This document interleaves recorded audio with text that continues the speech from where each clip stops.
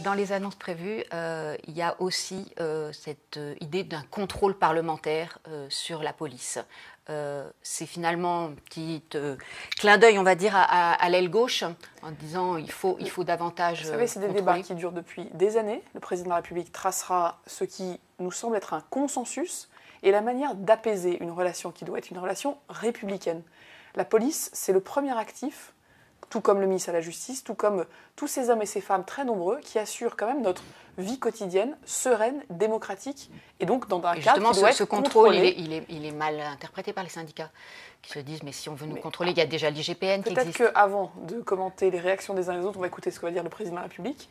On va aussi prendre en compte tout ce qui a été le travail de ce Beauvau, qui était une démarche, qui essaie aussi de reposer avec des experts, avec les policiers eux-mêmes, avec la société, des questions en profondeur. Vous voyez, notre méthode, notre action, si on parle campagne présidentielle, nous, notre campagne, c'est l'action.